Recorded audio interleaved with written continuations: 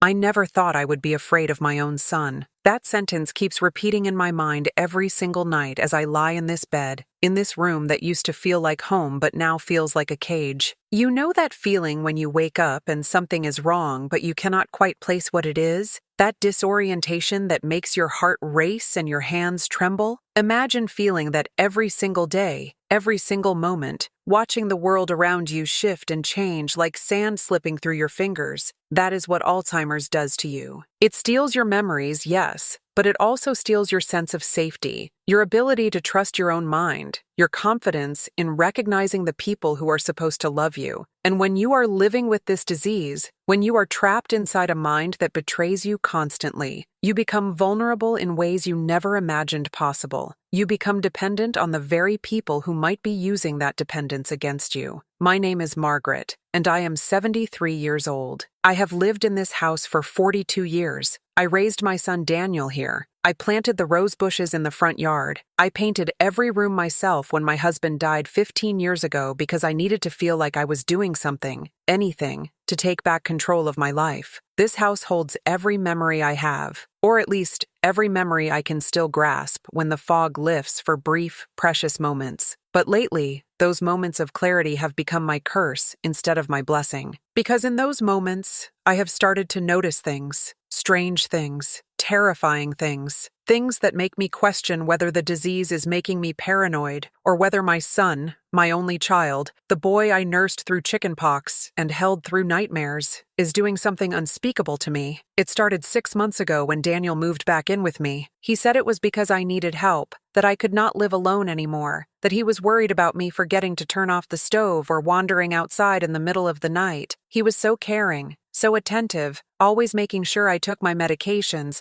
always checking on me, always there with that concerned smile that made me feel both loved and somehow trapped. At first I was grateful. God, I was so grateful. You have no idea what it is like to feel your mind slipping away piece by piece. To wake up not knowing what day it is or whether you already ate breakfast, or if the person standing in your kitchen is a stranger or your own flesh and blood. Having Daniel there made me feel safe. He would hold my hand and tell me everything was okay. He would remind me of things I forgot. He would sit with me during the bad episodes when I could not remember where I was, or who I was, or why I was so afraid. But then the medication started. Daniel brought home these pills from my doctor, or at least he said they were from my doctor. Little white pills that he told me would help with the confusion, that would slow down the progression of the disease, that would give me more good days and fewer bad ones. He was so insistent about them. Every night at 8 o'clock sharp, he would bring them to me with a glass of water, and he would stand there, watching, making sure I swallowed them. He would watch my throat, actually watch to see the movement of me swallowing, and then he would ask me to open my mouth to show him the pill was gone. At first I thought he was just being thorough, making sure I was actually taking my medication because sometimes I would forget whether I had taken it or not. But then I started to notice how heavy I felt after taking those pills, how quickly the drowsiness would come, how I would fall into a sleep so deep that I would not wake up even if the house was burning down around me. And that is when I started to suspect something was very, very wrong. On one of my clear days, one of those rare mornings when my mind felt sharp and present, I realized that I could not remember a single night in the past 6 months, not one. Every evening would end the same way, with Daniel giving me those pills, and then nothing, blank, gone. I would wake up the next morning feeling groggy and disoriented, my mouth dry, my body heavy, and the day would already be starting without me having any memory of how I got from night to morning. That is not normal. Even with Alzheimer's, even with the memory loss, I could remember fragments of dreams, moments of waking up to use the bathroom, the sensation of moving in my sleep. But with these pills, there was nothing, just a void, a pharmaceutical-induced emptiness that swallowed 8 or 9 or 10 hours of my life every single night. So I did something that probably sounds paranoid to you, but when you have Alzheimer's, when people already think you are losing your mind, paranoia and intuition start to look exactly the same. 3 weeks ago, on a night when my mind felt clearer than it had in months, I decided not to swallow the pill. Daniel brought it to me as usual, with his gentle smile and his patient voice,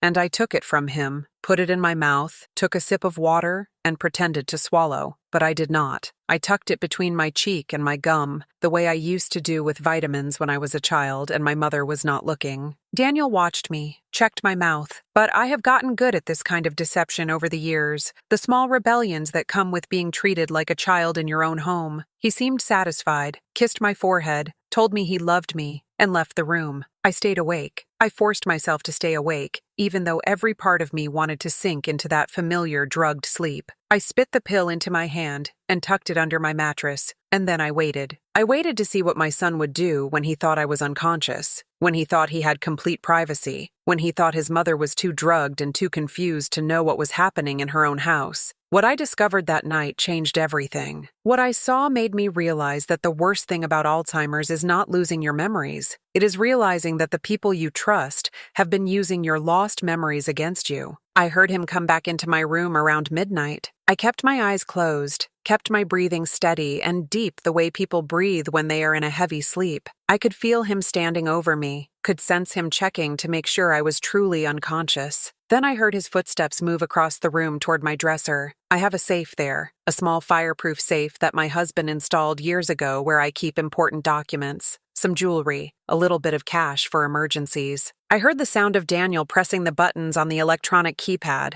I heard the safe door open. I heard him rustling through papers, and then I heard him leave the room, closing the door softly behind him. My heart was pounding so hard I thought it would give me away. I wanted to jump up, to confront him, to demand to know what he was doing going through my safe in the middle of the night while I was supposed to be unconscious, but I did not, because I am not stupid. I may have Alzheimer's. I may forget what I had for breakfast or what year it is sometimes, but I am not stupid. I knew that if I confronted him right then, he would have an explanation ready. He would tell me I was confused, that I was having a paranoid episode, that this was just the disease talking. He would make me doubt my own perception of reality, which is terrifyingly easy to do when your reality is already fractured by a degenerative brain disease. So instead, I stayed still. I waited until I heard him go back to his own room, and then I got up, my legs shaking, my whole body trembling with fear and adrenaline, and I checked the safe. If you are watching this, and you are taking care of someone with Alzheimer's, or if you are living with this disease yourself, I need you to understand something right now. I need you to hear this. You are not alone in feeling afraid. You are not alone in wondering if you can trust the people around you. You are not alone in that terrible space between knowing something is wrong and being unable to prove it because your own mind works against you. And I need you to do something for me right now. Something that might feel uncomfortable, but something that could help someone else who is watching this and feeling exactly what you are feeling. I need you to leave a comment. Right now, just type these words. My memory may fade, but my intuition remains. Just that simple sentence. My memory may fade, but my intuition remains. Copy those words and paste them in the comments below. Do it not just for yourself, but for every person who is watching this and thinking they might be paranoid, thinking they might be imagining things, thinking that their disease is making them suspicious of people who love them. Your comment will let them know they are not alone. It will let them know that other people understand this impossible position of trying to protect yourself when everyone already thinks you cannot trust your own thoughts. Please, take a moment right now and leave that comment. My memory may fade, but my intuition remains. Let those words be a signal to others that we see them, we hear them, we believe them. When I opened that safe, when I looked inside with my hands still shaking from adrenaline and fear, I found that papers were missing.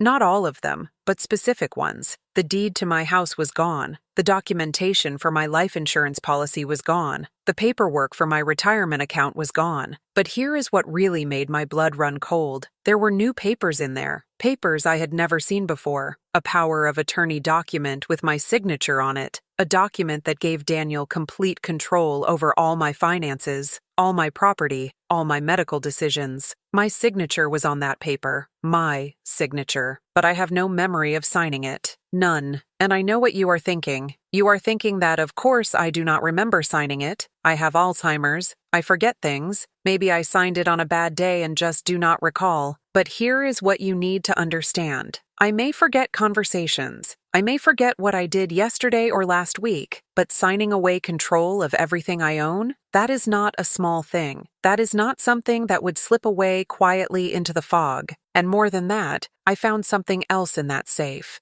Copies of emails printed out, emails between Daniel and an elder care attorney discussing options for having me declared incompetent, emails discussing the value of my house, emails discussing how to liquidate my assets once he had control. I sat on the floor of my bedroom at 1 a.m. with those papers spread around me, and I realized that my son was not taking care of me out of love. He was positioning himself to take everything from me. He was using my disease as a weapon against me, drugging me into unconsciousness every night so he could go through my things, forge my signature, manipulate my legal and financial situation while I was too confused and too medicated to understand what was happening. And the worst part, the absolutely worst part, was knowing that if I told anyone, they would think it was just the Alzheimer's talking. They would think I was paranoid. They would think I was having delusions, because that is what happens when you have this disease. People stop believing you. They stop trusting your version of reality. And people who want to take advantage of you know that. They know they can get away with almost anything because your own broken mind provides them with the perfect cover. I put everything back exactly as I found it. I made sure the papers were in the same order, the same position. I closed the safe. I got back into bed, and I started planning. Because here is something else you need to know about Alzheimer's. It does not steal everything at once. It comes in waves. Some days are bad, yes, but some days are good. Some days I am as sharp as I ever was. And I was going to use those good days to figure out exactly what Daniel was doing and how to stop him. Over the next 3 weeks, I pretended to take those pills every single night. I became an expert at hiding them in my cheek, spitting them out once Daniel left, tucking them away. And every night, once he thought I was unconscious, Daniel would come back into my room. Sometimes he would just check the safe. Sometimes he would go through my purse. Sometimes I would hear him on the phone in the hallway outside my room, talking in a low voice to someone about timelines and assessments and commitments. I started keeping notes. On my good days, my clear days, I would write down everything I observed. I would write down times and dates and what I saw.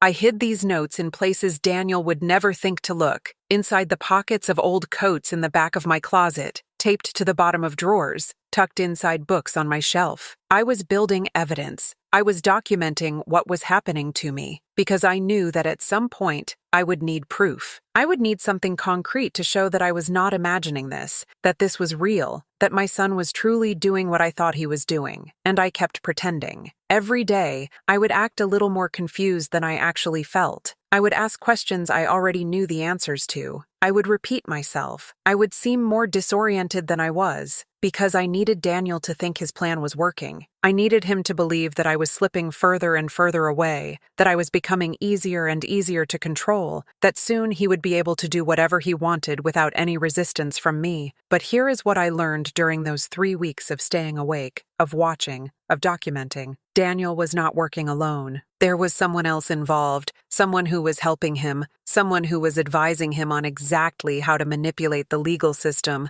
and exactly how to gaslight a woman with Alzheimer's into giving up everything she owned. I heard enough of those late-night phone calls to piece together that much, and I realized that this was bigger than just my son being greedy. This was a coordinated effort to take advantage of a vulnerable elderly woman. This was elder abuse in its most calculated, most cruel form, and I was trapped in the middle of it, trapped by my own failing mind, trapped by the medications that were supposed to help me, but were actually being used to control me, trapped by a system that automatically assumes people with Alzheimer's cannot accurately perceive reality. The thing about being drugged every night is that your body starts to expect it. After 6 months of those pills, my system had adjusted to them. So when I stopped taking them, I did not feel better. I felt worse. I would lie awake with my heart racing, my body shaking, going through withdrawal from whatever sedative Daniel had been giving me. I would feel nauseated and anxious and desperate for sleep that would not come naturally anymore. But I forced myself to stay alert. I forced myself to endure the discomfort. Because the alternative was going back to that drugged unconsciousness, that vulnerability, that complete loss of control over my own life. And I had been vulnerable enough. I had been controlled enough. I was going to find out the full truth of what Daniel was doing, and then I was going to stop him.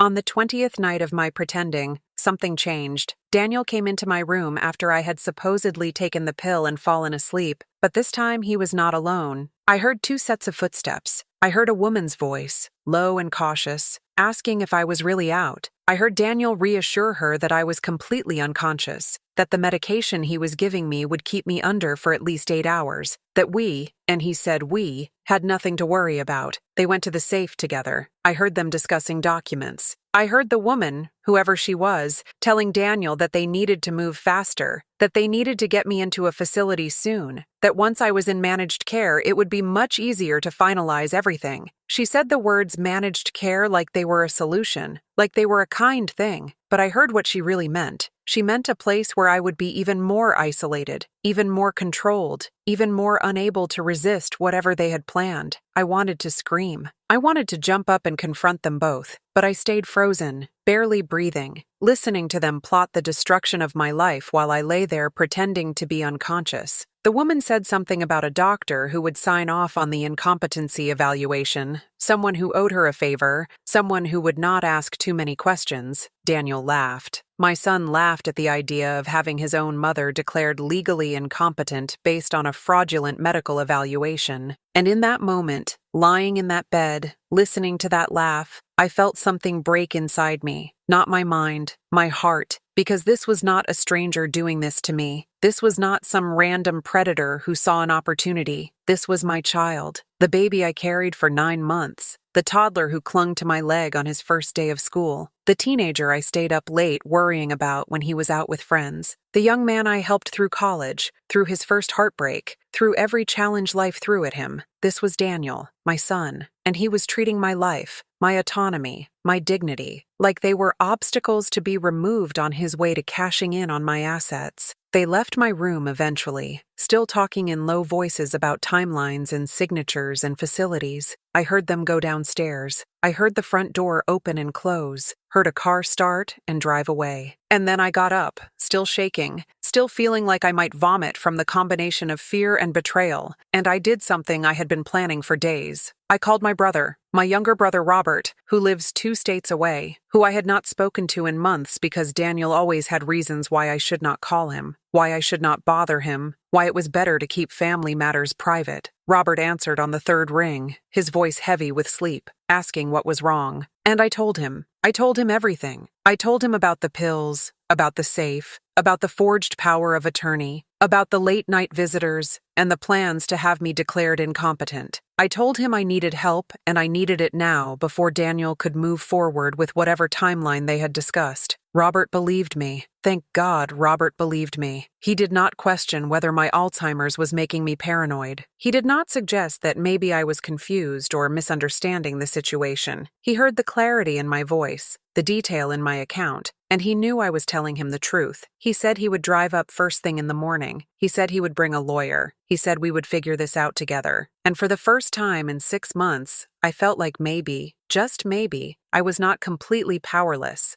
Maybe there was a way out of this nightmare. Maybe my son would not succeed in taking everything from me while using my own disease as justification. I did not sleep that night. I could not. I sat in my room with the door locked, something I had never done before because Daniel always said I should not lock my door in case I needed help in the night. But now I understood that was just another way of maintaining access to me, another way of keeping me vulnerable. I sat there going through all those notes I had hidden, organizing them, making sure I had everything documented clearly for when Robert arrived with the lawyer. I kept thinking about what that woman had said about the doctor who would sign the incompetency evaluation, about how easy it would be once I was in a facility, about how this was apparently a process they had done before, or at least knew how to do efficiently. And I wondered how many other elderly people were going through this same thing right now. How many other mothers and fathers with Alzheimer's or dementia were being drugged and manipulated by their own children, by people who were supposed to protect them, by caretakers who saw them as assets to be liquidated rather than human beings deserving of dignity and safety. When morning came, Daniel knocked on my door. He called out asking why it was locked. I told him I must have done it by accident during one of my confused episodes. He accepted that explanation easily because it fit his narrative of me as someone who was losing competence, someone who did irrational things, someone who could not be trusted to manage her own life. He brought me breakfast. He was cheerful and attentive and asked how I had slept. I told him I slept well, deeply, that the medication really helped. I saw the satisfied look on his face when I said that. I saw him relax. He thought everything was going according to plan. He thought his mother was properly medicated and properly confused and properly under his control. He had no idea that I had been awake, that I had heard everything, that I had called for help, that his carefully constructed scheme was about to fall apart. Robert arrived at 10 that morning with a lawyer named Patricia, who specialized in elder law. Daniel was shocked to see them. He tried to act pleased, tried to hug his uncle, tried to welcome them warmly, but I could see the panic in his eyes. I could see him trying to calculate what this meant, whether I had told them anything, how much damage control he would need to do. Patricia was professional and direct. She said she needed to speak with me privately to assess my situation and my wishes regarding my care and my estate. Daniel tried to insist that he should be present, that I got confused easily, that I might say things that did not make sense, but Patricia shut that down immediately. She said that unless I had been legally declared incompetent, which I had not, I had every right to speak with an attorney privately. She said that if Daniel interfered with that right,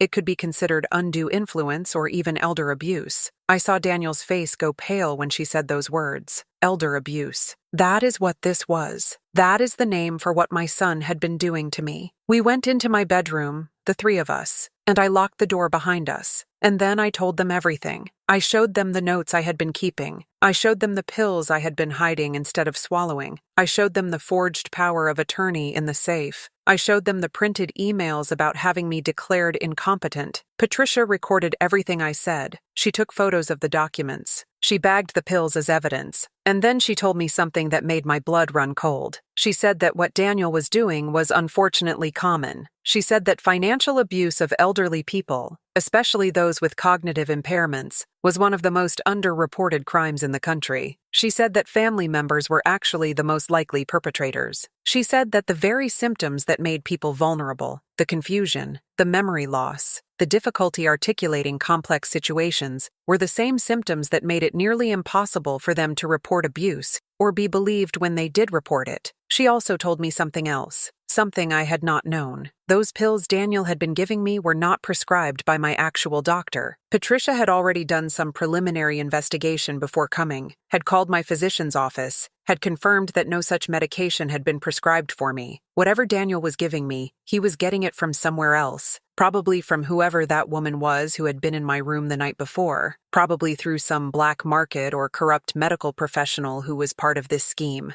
I had been drugged every night for 6 months with medication that was not prescribed, not monitored, and potentially dangerous. All so my son could have unrestricted access to my finances and my legal documents while I was unconscious. Patricia said that was not just elder abuse. That was criminal assault. That was poisoning. That was a felony. Robert sat on the bed next to me holding my hand while Patricia explained what would happen next. She said we needed to file a police report immediately. She said we needed to get a restraining order to keep Daniel away from me. She said we needed to have the power of attorney invalidated and potentially file for guardianship with Robert as my guardian instead of Daniel. She said this was going to be a long process, that Daniel would likely fight back, that he would try to claim I was incompetent and making false accusations, that he would use my Alzheimer's diagnosis against me. But she said we had evidence, we had documentation, we had those pills, we had my clear testimony taken on a day when I was obviously lucid and coherent. We had a case. Daniel was arrested that afternoon. The police came to my house, to the home where I had raised him,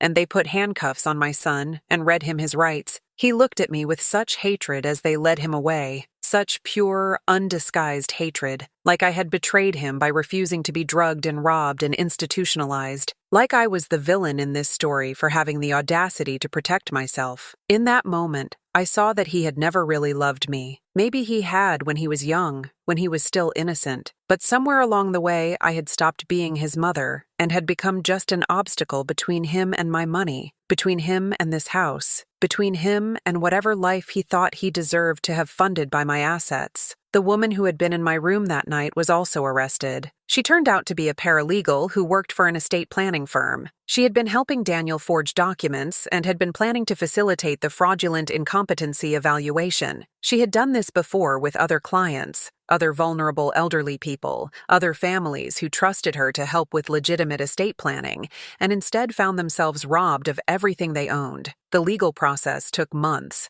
There were hearings and evaluations and testimonies. Daniel hired an expensive lawyer who argued that I was mentally incompetent, that my accusations were the result of paranoid delusions caused by my Alzheimer's, that I had actually signed all those documents willingly on days when I was confused and simply could not remember doing so. They put me through cognitive tests. They had psychiatrists evaluate me. They tried to paint a picture of a woman who was too far gone to know reality from fantasy. But Patricia was brilliant. She showed the pattern of my clear days. She showed my detailed notes with accurate dates and times. She showed that the pills Daniel had been giving me were not prescribed and were high-dose sedatives that would render anyone unconscious for hours. She showed the emails, the coordination, the premeditation. She showed that this was not a confused woman making false accusations. This was an elderly woman with Alzheimer's who had been lucid enough to recognize she was being abused and smart enough to gather evidence to prove it. The judge ruled in our favor. The forged power of attorney was invalidated. Daniel was convicted of elder abuse, fraud, and assault. He was sentenced to 5 years in prison. The paralegal got 3 years. Robert became my legal guardian with very specific instructions that he was to support my autonomy and independence as much as possible while ensuring my safety. And I got to stay in my house. My house. The home I had lived in for 42 years. The place where I raised my son, where I mourned my husband, where I planted roses and painted walls and built a life. I got to keep it. I got to keep my dignity. I got to keep control of my own life for as long as I am able to maintain it. But here is the thing about this story that I need you to understand. Here is the twist that changes everything. I am telling you this story now, 2 years after all of this happened, and I am having one of my clear days. One of those precious days when my mind feels sharp and present, and I can remember things with perfect clarity. But those days are getting rarer. The Alzheimer's is progressing. Last month, I did not recognize Robert when he came to visit. Last week, I asked my home health aide when my son Daniel was coming to see me, forgetting completely what he had done, forgetting the trial, forgetting everything. The disease is taking more and more from me every day. And the terrible truth, the heartbreaking reality that I need you to hear, is that soon I will forget this entire story. Soon I will forget that my son tried to rob me. I will forget the nights I stayed awake gathering evidence. I will forget the trial and the conviction and the moment he looked at me with hatred. I will forget that he is in prison. I will forget why I should not trust him. And when he gets out, when he is released after serving his time,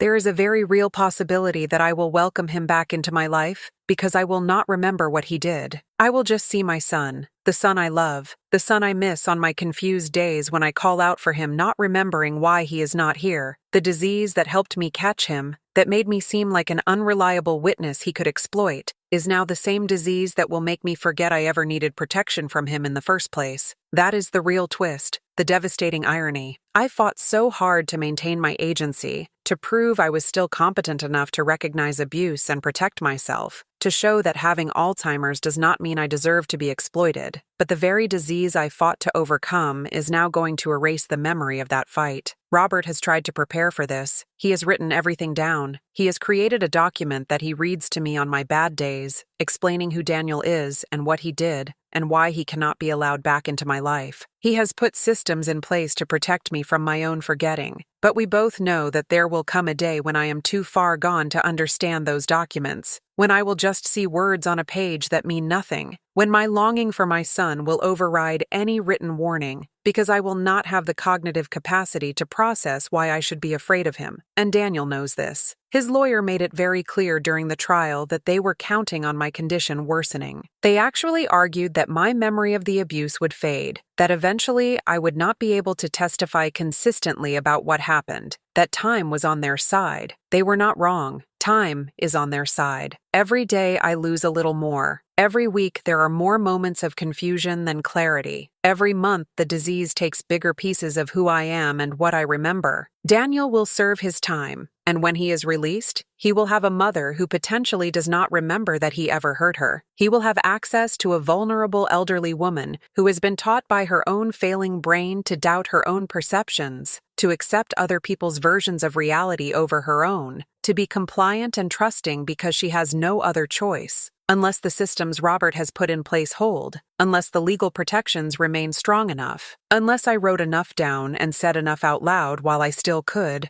that there will be a permanent record of the truth, even when my brain no longer holds it. This is what I want you to understand if you are watching this. If you are caring for someone with Alzheimer's or dementia, or if you have this disease yourself, please know that the vulnerability is real. The danger is real. People will take advantage. Sometimes those people are strangers, but more often they are family members, caretakers, people who have access and opportunity, and who rationalize their exploitation by telling themselves that you will not remember anyway, that you do not really understand what is happening, that they deserve compensation for having to deal with your illness. They convince themselves that stealing from you is not really stealing because you are not really present enough to miss what is taken. They tell themselves that controlling you is kindness because you cannot make good decisions for yourself anymore. They use your disease as permission to erase your humanity. But you are still human, even on the bad days. Even when you cannot remember your own name or recognize your own home, you are still a person with rights and dignity and value. Your confusion does not make you less worthy of protection. Your memory loss does not make you less deserving of respect. Your dependence does not give anyone the right to abuse or exploit or manipulate you. And if you are having moments of clarity, moments like I had where you notice something wrong, where your intuition screams that you are not safe even though people tell you that you are just paranoid, trust that instinct. Document everything you can. Tell someone outside the immediate situation. Reach out before you cannot reach out anymore, because people like Daniel count on your silence. They count on your confusion. They count on you not being believed. Do not let them win by default, because you are afraid to speak up,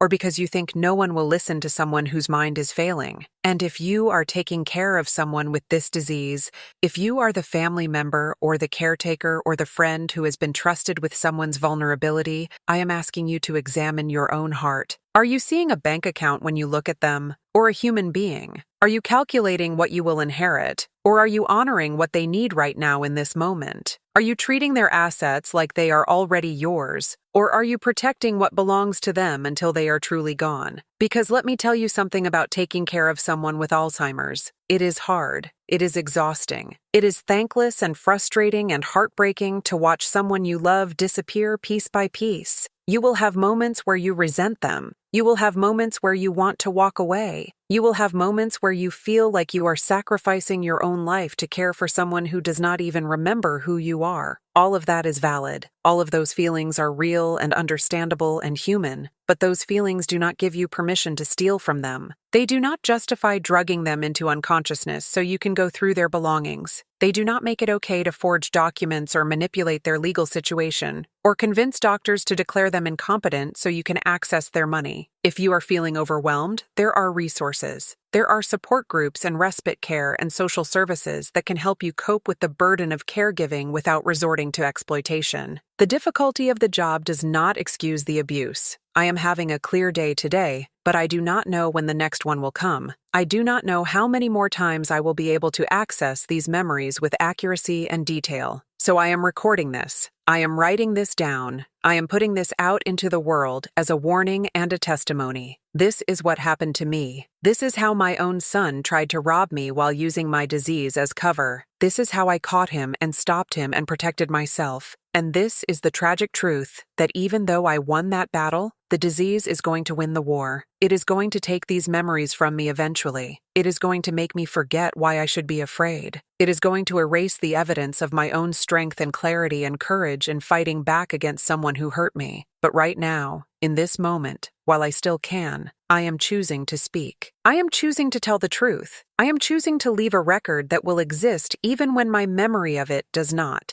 If you are watching this and you see yourself in my story, if you recognize the signs of someone taking advantage of you or someone you love, please act now. Do not wait until you are too confused to fight back. Do not wait until the legal documents are already forged and filed. Do not wait until you are so dependent on your abuser that you cannot imagine how to escape them. Act while you still have moments of clarity. Gather evidence. Tell someone who is outside the situation. Contact elder law attorneys or adult protective services or even the police if necessary. You deserve to be protected. You deserve to have your assets remain yours until you choose otherwise with a sound mind and proper legal counsel. You deserve to be safe in your own home, and you deserve to make your own decisions about your care and your future for as long as you possibly can. Having Alzheimer's does not erase those rights. It just makes them harder to defend, but they are still there. They are still yours. Do not let anyone tell you otherwise. Robert reads me this story sometimes on my bad days. He tells me that I was brave. He tells me that I saved myself. He tells me that I am a fighter even though I do not remember the fight. I do not always understand what he is talking about. Some days I nod along, not really comprehending, but trusting that my brother would not lie to me. Some days I get agitated and upset because he is telling me terrible things about Daniel, and I cannot reconcile that information with the image I hold in my fracturing mind of a little boy who needed me. Some days I cry because even though I do not remember the details, I feel the weight of the betrayal. I feel the sorrow of being hurt by someone I loved. And some days, rare, precious days like today, I understand completely. I remember every moment. I remember the taste of those pills tucked in my cheek. I remember the sound of Daniel opening my safe. I remember the hatred in his eyes when the police took him away. I remember choosing to stay awake. I remember choosing to fight back. I remember being a woman with Alzheimer's who refused to let that disease be used as a weapon against her. Those memories will fade. I know they will. But right now, they are mine. Right now, I am still Margaret. I am still the woman who lived in this house for 42 years. I am still the woman who planted roses and painted walls and survived the loss of her husband. I am still the woman who raised a son, even though that son betrayed me. I am still the woman who was smart enough and brave enough to catch him in the act. I am still the woman who stayed awake when she was supposed to be unconscious. I am still the woman who trusted her instincts even when everyone else would have called them paranoia. I am still here, not all of me, not all the time, but enough of me, often enough, to tell you this story, to warn you, to encourage you, to let you know that having Alzheimer's does not mean you are powerless. It just means you have to fight harder and smarter and more strategically to maintain the power you have left. And that brings me to why I am sharing this here, why I wanted to record this testimony, why I asked Robert to help me put this story out into the world. Because there are other people living this nightmare right now. There are other elderly women and men with Alzheimer's or dementia who are being drugged and manipulated and stolen from by the very people who are supposed to care for them. There are other families where financial exploitation is happening behind closed doors, hidden behind the socially acceptable excuse that the victim is too confused to know what is real. There are other sons and daughters and caretakers who have convinced themselves that stealing from someone with cognitive impairment is not really stealing because that person is no longer fully present or aware. And there are systems and professionals who enable this abuse by automatically dismissing the concerns of elderly people with memory problems, by assuming that any accusation they make is a symptom of their disease rather than a legitimate report of mistreatment. If you are someone who works with elderly populations, if you are a doctor or a nurse or a social worker or a lawyer or a financial advisor or anyone else who encounters people with Alzheimer's in your professional capacity, I am begging you to listen to them. Listen even when they seem confused. Listen even when their story does not make perfect sense. Listen even when they repeat themselves or lose track of their timeline or cannot remember details clearly. Because underneath the symptoms of their disease, there may be a truth they are trying desperately to communicate. There may be abuse they are reporting the only way they know how, with the limited cognitive resources they have available. Do not dismiss them out of hand just because they have a diagnosis that affects their memory and cognition. Investigate, ask questions, look for patterns, check documentation, involve adult protective services if something seems off. Be the person who believes them when everyone else has stopped listening. Be the professional who takes elder abuse seriously, even when the victim has a disease that makes them seem like an unreliable witness. Because I promise you, we are not all unreliable. Some of us have moments of perfect clarity. Some of us can articulate exactly what is being done to us. Some of us are still fighting to be heard through the fog of our illness. We need you to meet us in those moments of clarity and take us seriously while we still can communicate what is happening.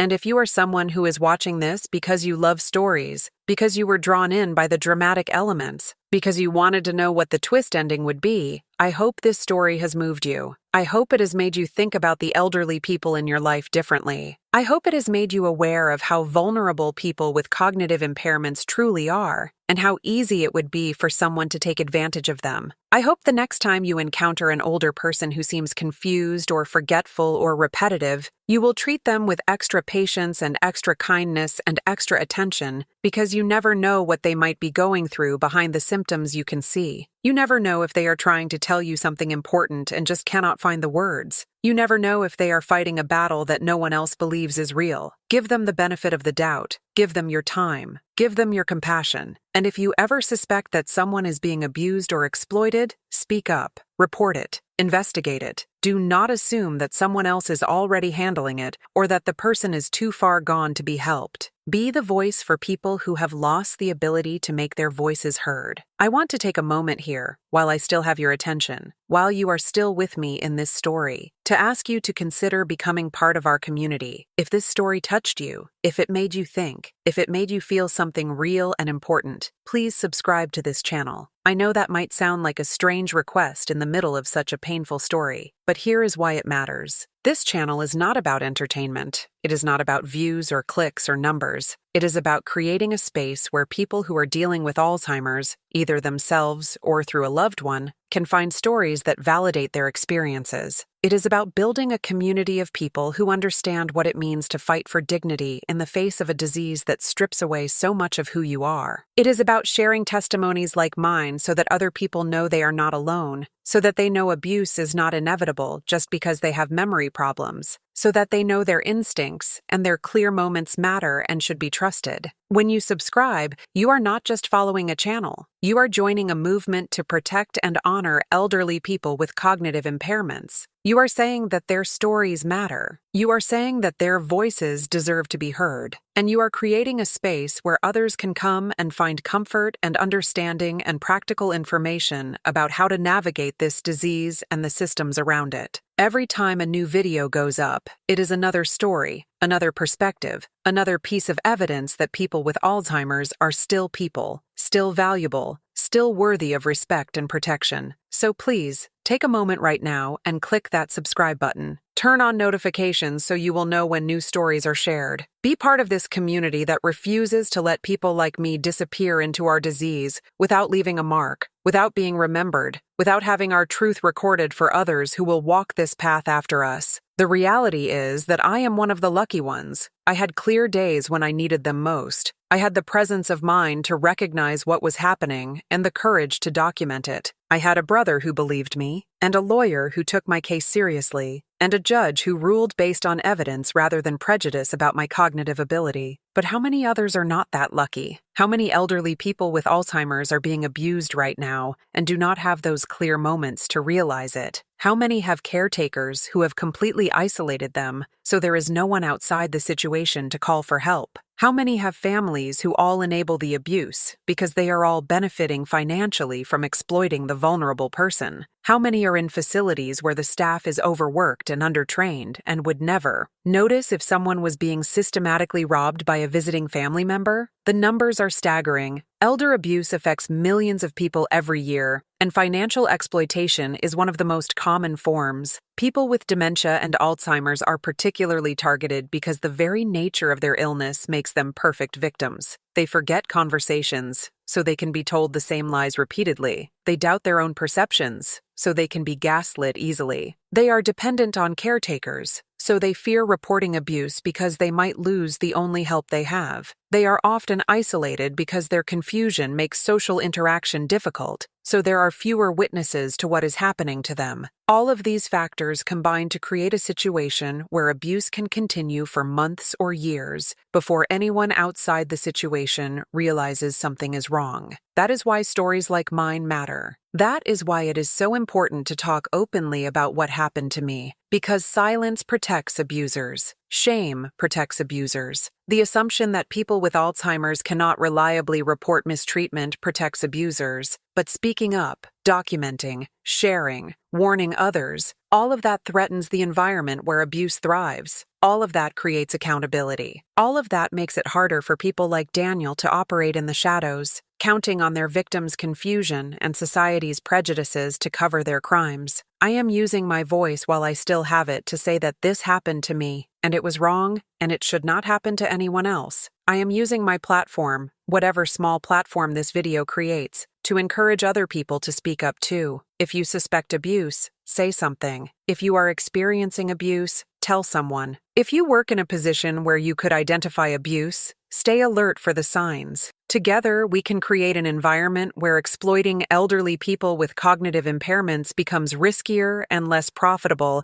and less socially acceptable than it currently is. There is something else I want to address. Something uncomfortable but necessary. Some of you watching this might be caretakers who have thought about taking money from the person you are caring for. Maybe you have not acted on it yet, but the thought has crossed your mind. Maybe you are exhausted and underpaid and overwhelmed, and you have looked at their bank account or their house or their jewelry and thought about how much easier your life would be if you just took a little. Or maybe you have already started. Maybe you have already written yourself checks from their account, or sold some of their belongings, or forged their signature on documents. Maybe you are watching this and feeling defensive, feeling like your situation is different, feeling like you deserve compensation that you are not officially receiving. I need you to hear me clearly. Stop. Stop now before you go further. Stop before you cross lines you cannot uncross. Stop before you become someone who will end up in prison like Daniel did, because what you are contemplating or what you are already doing is a crime. It does not matter if you are tired. It does not matter if you feel unappreciated. It does not matter if the person you are caring for will not remember anyway. It is still wrong. It is still illegal. It is still a profound violation of trust and human dignity. And you will get caught eventually. Maybe not today or tomorrow, but eventually. Someone will notice. Someone will investigate. Someone will believe the victim even though you were counting on people dismissing their accusations as confused delusions. And when that happens, you will lose everything: your freedom, your reputation, your relationships, your self-respect. It is not worth it. Whatever short-term gain you think you will get from exploiting someone vulnerable is not worth the long-term consequences. If you need more money, negotiate for higher pay or find a different job. If you are overwhelmed, ask for help or look into respite care. If you feel entitled to their assets, remember that those assets are not yours, and your feelings of entitlement do not create actual legal or moral rights. Find another way. There are always other ways that do not involve stealing from someone who trusted you to protect them. And for those of you who are caring for someone with Alzheimer's and doing it with integrity and love and genuine concern for that person's well-being, thank you. Thank you for being the kind of person who sees a vulnerable human being instead of an opportunity. Thank you for honoring their dignity even when they cannot remember your name.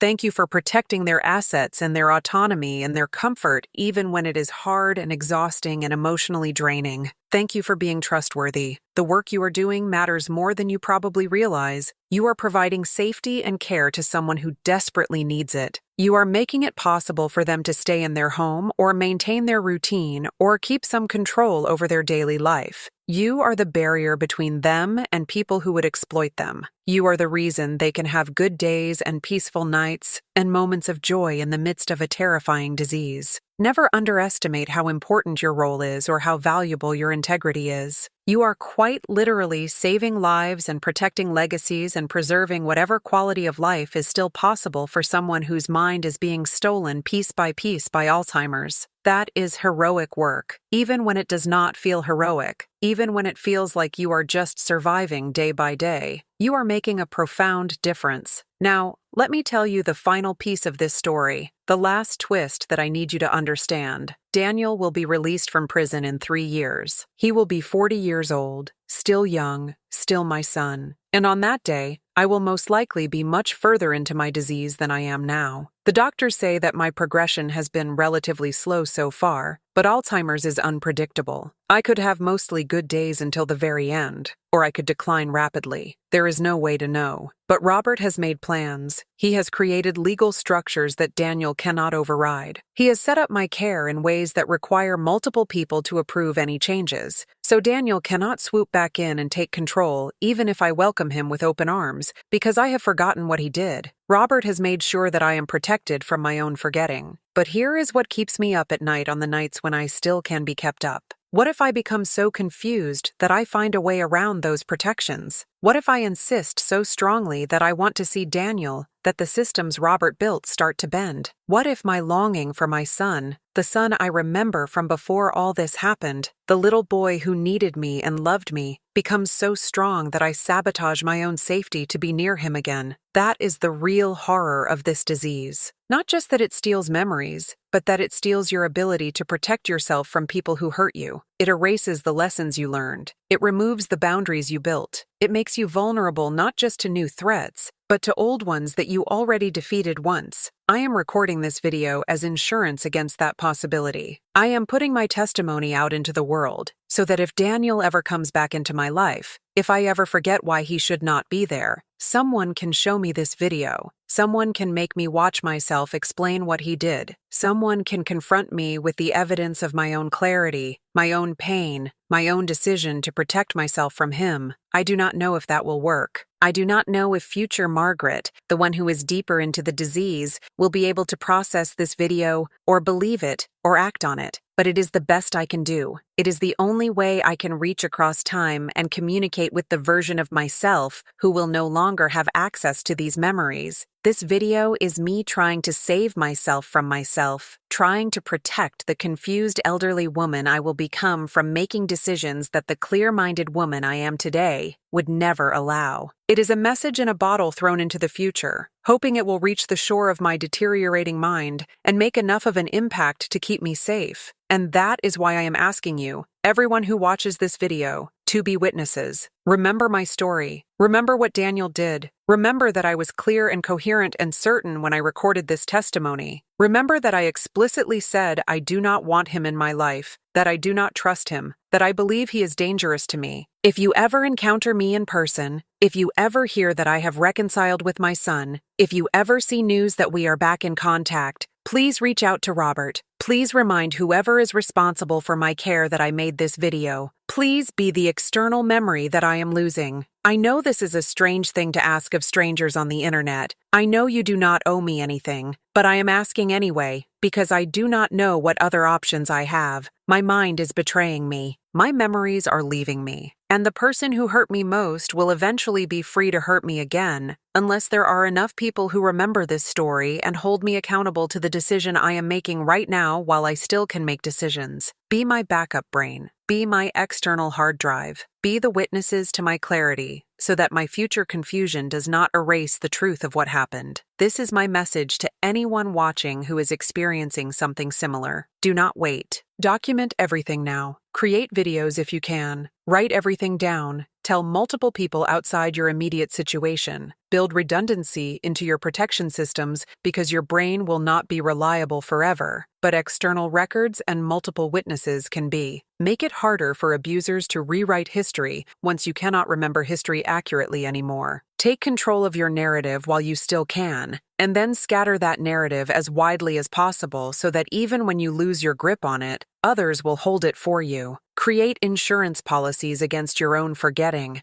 That is the best any of us can do when we are fighting against both abuse and Alzheimer's at the same time. We have to become archivists of our own lives, documentarians of our own exploitation, witnesses to our own trauma. It is exhausting and depressing and infuriating that we have to do this when we are already fighting such a devastating disease. But we have to, because the alternative is being victimized over and over by the same people, because we cannot remember that they already hurt us once. I am tired now. Recording this has taken everything I have. I have been speaking for so long, trying to capture every detail while I still have access to the memories. Robert has been here with me the whole time, supporting me, making sure I stay on track when my thoughts start to wander. He is a good brother. He is the family member everyone deserves to have, the one who believes you and protects you and honors your wishes even when it would be easier not to. If you are lucky enough to have someone like Robert in your life, someone who has proven they will fight for you even when you cannot fight for yourself, thank them.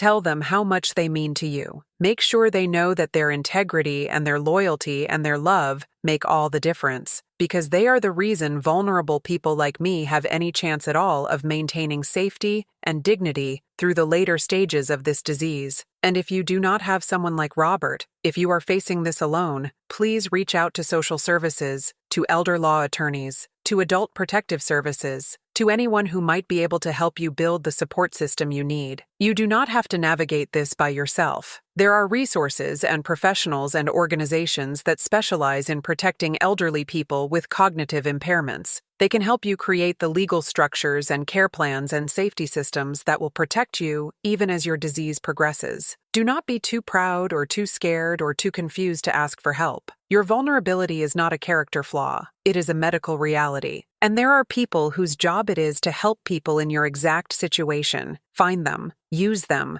Let them be the backup you need when your own mind can no longer be trusted to keep you safe. This story I have told you, this testimony I have given, is my way of asking for that help from a broader community. I am asking everyone who hears this to be part of my protection network, to remember what I said, to hold space for the truth of my experience, even when I can no longer access that truth myself. I am asking you to care about what happens to elderly people with Alzheimer's, to stay alert for signs of abuse, to take accusations seriously even when they come from someone whose mind is failing. I am asking you to be better than the systems that currently exist, systems that too often fail to protect the most vulnerable among us. I am asking you to remember Margaret. Remember the woman who stayed awake when she was supposed to be drugged unconscious. Remember the woman who trusted her instincts even when everyone would have called them paranoia. Remember the woman who fought back and won, at least temporarily, at least while she still could. Remember me. Because someday soon, I will not be able to remember myself. And when that day comes, I need to know that someone out there still holds the truth of who I was and what I survived and why I need to stay protected from the son who tried to destroy me. Please, remember, for me, for everyone like me, for all the elderly people with Alzheimer's who are fighting battles no one sees and crying out in ways no one hears. Remember that we are still here, still human, still worthy, still deserving of protection and dignity and love. Remember that having Alzheimer's does not make us less than, it just makes us more vulnerable. And vulnerability should inspire protection, not exploitation. Remember that. Please, remember.